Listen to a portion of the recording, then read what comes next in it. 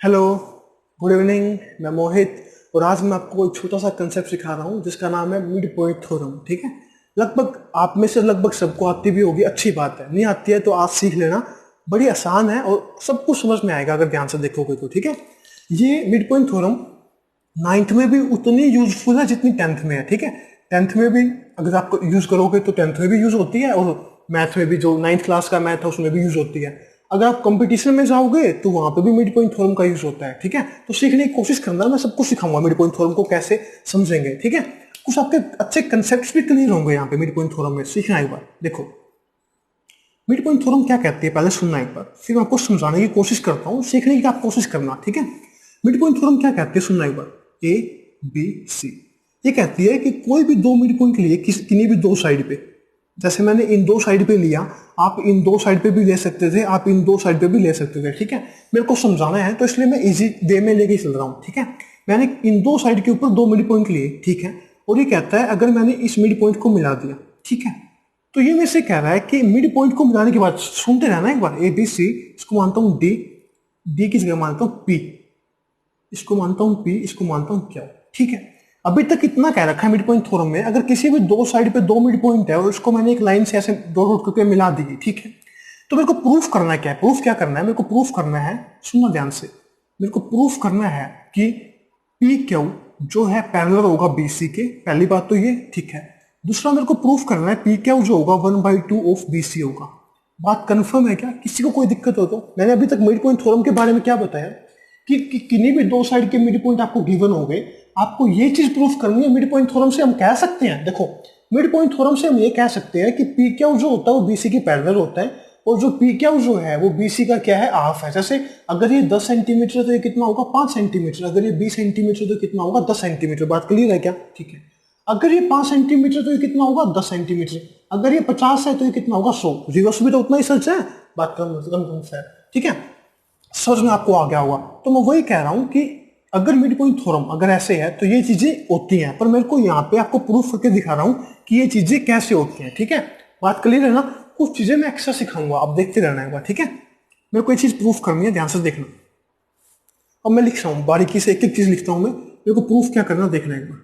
मेरे को प्रूफ करना है पी क्यू जो है वो पैरेलल है ए बी के, ठीक है, और पी क्यू जो है वो is equal to 1/2 B C. बात क्लियर है क्या? ठीक है, अब मेरे को एक बात सिंपल सी बताते रहना, गिवन क्या है मेरे को गिवन क्या, मैंने कहा था कि कोई भी दो मिड पॉइंट हो, ये दो मिड पॉइंट मैं लेके चलाऊं, आप इन दो को ले लेना, आप इन दो को लेना, कैसे भी लेना, कोई दिक्कत नहीं है। ठीक है, मेरे को प्रूफ करना है, मैं आपको प्रूफ करके दिखाता हूं कैसे होता है। ये मिड पॉइंट है तो मतलब AP is equal to BP के बराबर होगा। बात क्लियर है क्या? एपी किसके बराबर होगा, बीपी के बराबर होगा। ठीक है, अगर ये भी मिड पॉइंट है इस लाइन का तो ए क्यू बराबर किसके होगा, ए क्यू बराबर किसके होगा, क्यू सी के बराबर होगा। बात क्लियर है क्या? कोई दिक्कत, किसी को भी दिक्कत हो तो? ठीक है, अब सुनना मेरी बात को ध्यान से, सुनने के बाद मैंने अब क्या किया, यहां से मैं एक लाइन ड्रॉ कर रहा हूं। मैंने एक लाइन ड्रॉ की, इस लाइन को सुना एक बार, ध्यान से सुनना एक बार। इस लाइन को मैंने ड्रॉ किया है किसके पैरेलल, इस ए बी के पैरेलल, ए बी के पैरेलल। मैंने क्या किया, मैंने ड्रॉ किया है एक लाइन। ठीक है, इसको थोड़ा आगे बढ़ा देता हूं, फिर अच्छे से लिखता हूं। इसको मैं मानता हूं एस। ठीक है, मैंने ड्रॉ किया है सी एस पैरेलल में ए बी के। बात कंफर्म है क्या? किसी को कोई दिक्कत हो तो? ठीक है क्या, बात समझ में आ गई?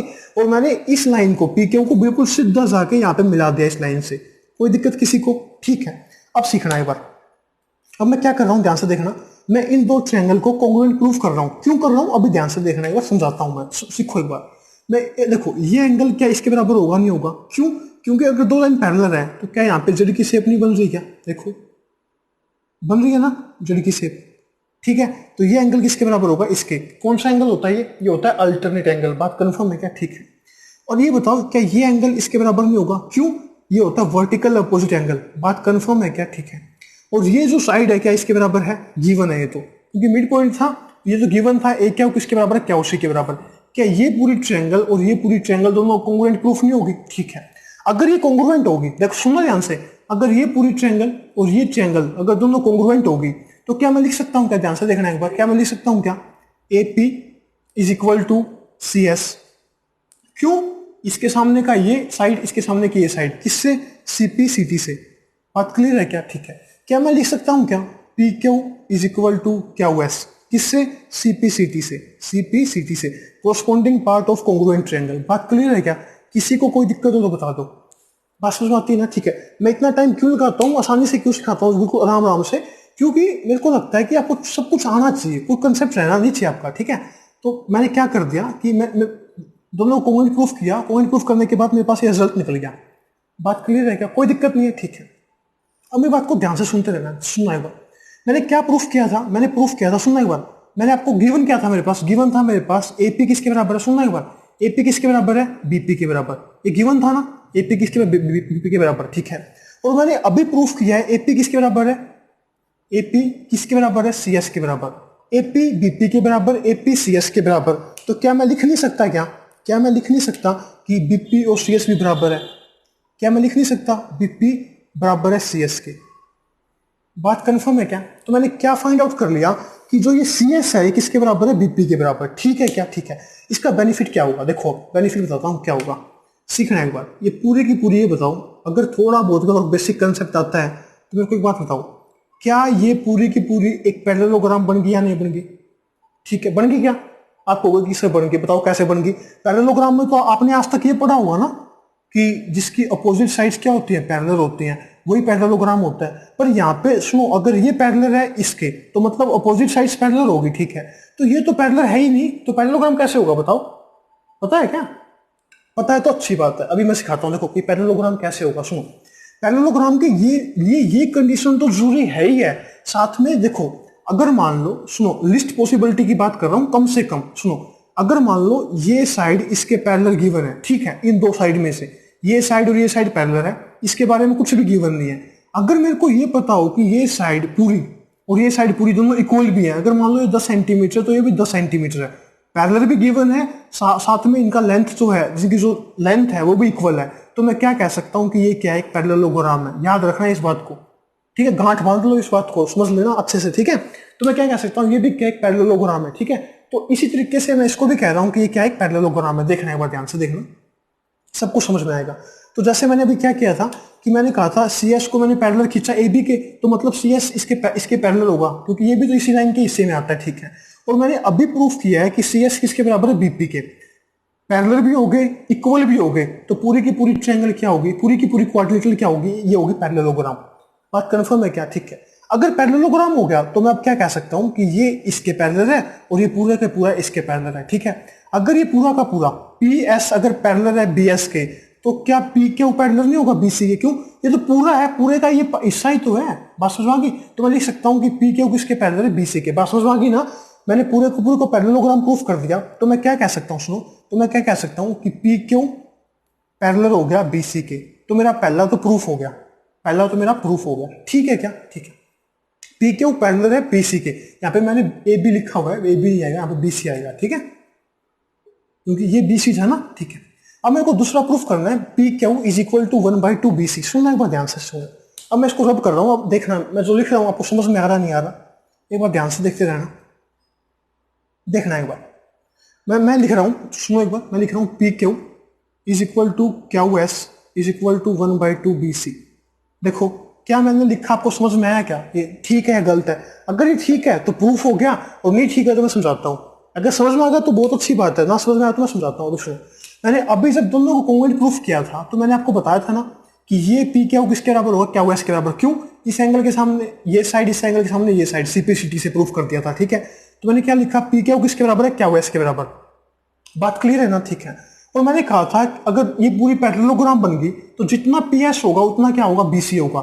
जितना पी एस होगा उतना क्या होगा? बी सी होगा। ठीक है, तो मैंने इसका हाफ किया है। सुनना एक बार ध्यान से, अगर टोटल 10 सेंटीमीटर, सुनना एक बार, और ये दोनों बराबर है, मतलब 5 ये होगा 5 ये होगा, यही तो होगा, दोनों बराबर हैं, और पूरा पी एस था, पूरा पी एस कितना? 10, क्योंकि 10 ये होगा। ठीक है, तो सुना लिख के दिखाता हूं मैं, पी क्यू कितना है? 5, क्यू एस कितना है? 5, और 1/2 ऑफ बी सी कितना है? 10। इसको सो करूंगा तो 5, तो 5 5 5 बराबर नहीं हो गए क्या? ठीक है, तो मेरे पास ये भी प्रूफ हो गया कि पी क्यू किसके बराबर होता है? पी क्यू किसके बराबर होता है? किसके बराबर होता है? 1/2 ऑफ बी सी। ठीक है, तो अब सुनो, थोड़ी चीजें मैं और एक्सप्लेन करता हूं। अब आपको क्या करना है, ध्यान रखना इस बात को हमेशा। क्या बात ध्यान रखनी है? ये आपने सीख लिया। ठीक है, अगर एक बार में कम समझ में आए तो 1-2 बार इसको दोबारा देख लेना, समझ में आ जाएगा।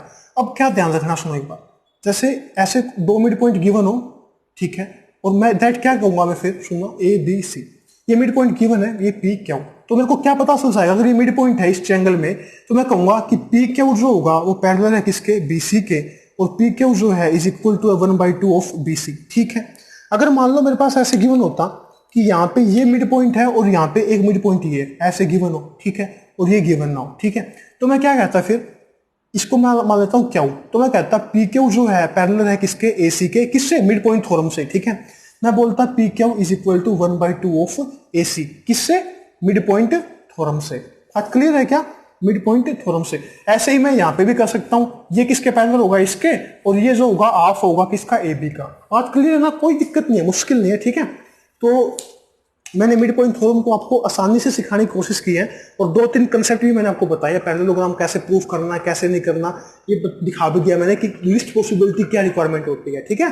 तो आप अगर 1-2 बार कम समझ में आ रहा है तो एक बार 2-3 बार करके देख लेना, सब कुछ समझ में आ जाएगा, ठीक है। अगर आपको फिर भी कोई दिक्कत आए तो कमेंट डाल देना, मैं देख लूंगा। Okay, goodbye, thank you.